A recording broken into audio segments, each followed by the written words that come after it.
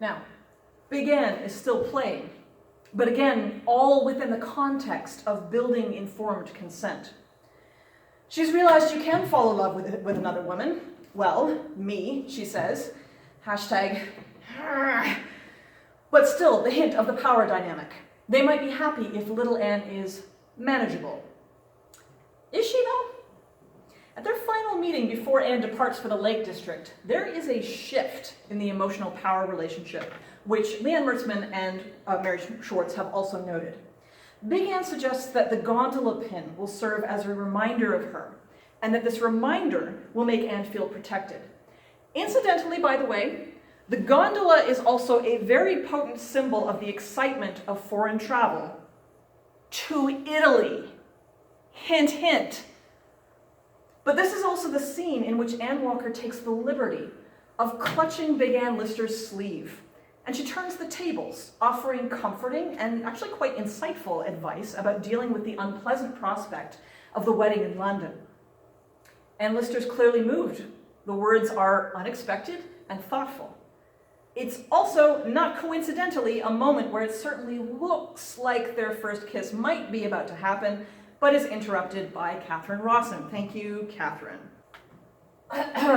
Now, this topic has really been covered absolutely beautifully in Collarbones of Consent. Perhaps traveling in the Lake District really did make Ann Walker feel alive, more confident, because she needs no prompting whatsoever to bring up the conversation from a few weeks prior. You implied that you wanted to, ... kiss me.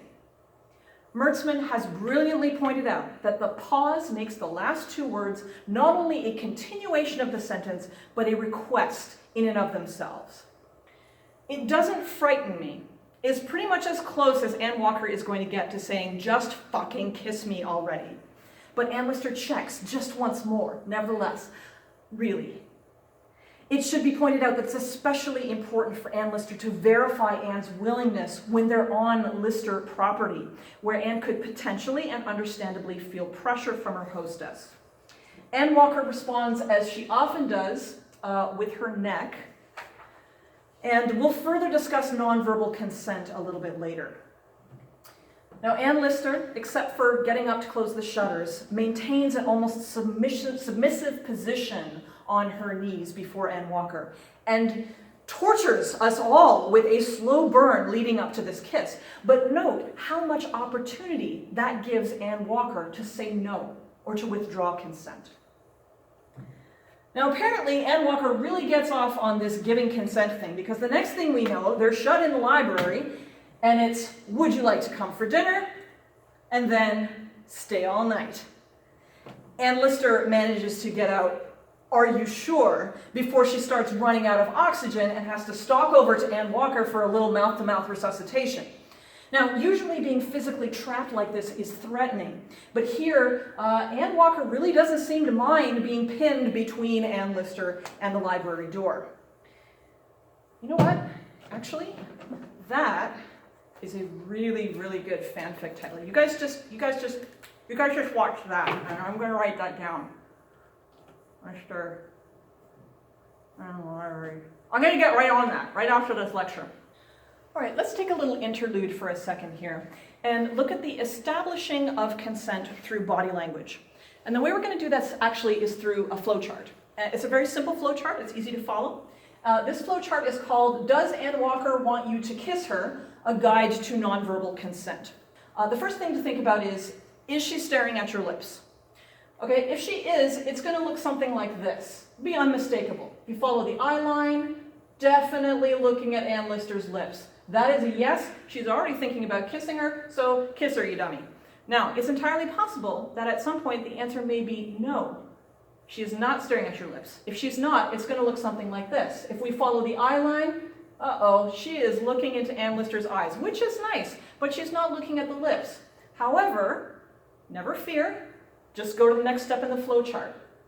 How about now? Check again. Maybe it's changed. You know what? It has changed. If you follow the eye line, now she's looking at the lips. This is a really good time. That is a yes. Go ahead, kiss her, you dummy.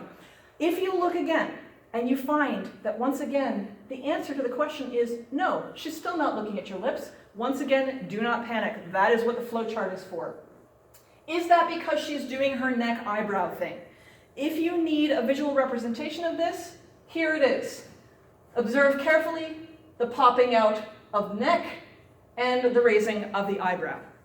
If you see that, that is a yes. If you see that, get in there, tiger. Now, when she does come to dinner, the two sit down for tea afterwards. Now, aside from a little pressure on the knee, Anne doesn't really seem to exercise the multiple power dynamics available to her in her request to set up home with Anne. If anything, she's anxious and nervous. And notably, Anne does feel comfortable saying no, or at least no, not yet. Mary Schwartz has actually paraphrased this beautifully. Of course I want a U-Haul with you, but can we U-Haul in a minute?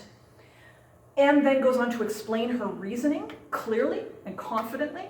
And in fact, she's the one who suggests the 6-month alternative plan. Clearly, Anne Lister has created an agency monster. So perhaps it's in the context of Anne Walker's newfound confidence that we should see the moment that many Gentleman Jack fans consider very problematic. Anne, stretched almost on top of Anne Walker on the couch and kissing her, says, "Surely you care enough about me to say yes? You do know you'll break my heart now if you say no." And starts working her hand, uninvited, up Anne's petticoat, which, to be fair, would make most members of the Andom do just about anything. But it smacks of manipulation. Like the teenage boy telling his date, if she really loves him, she'll let him cop a feel. But remember that Anne Walker has just very much held her own with Anne Lister's request to move in together. She's set her own terms on the proposal.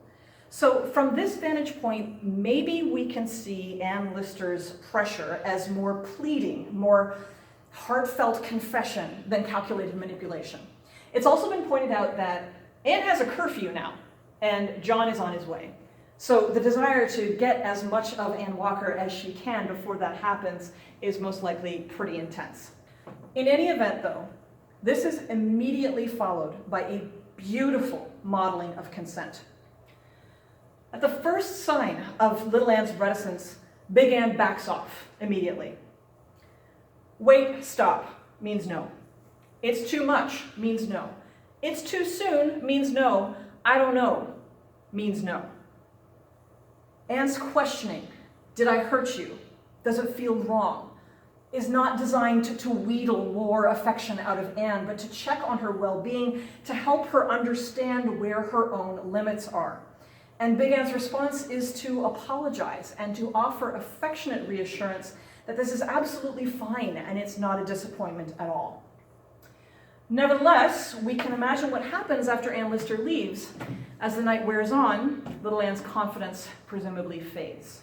When we see her the next day, she's huddled in her sitting room in tears at the thought that she might not see Anne Lister again. "I'm not good enough for you," she says. "Not clever enough, not interesting enough." Now, let's unpack this for a hot second.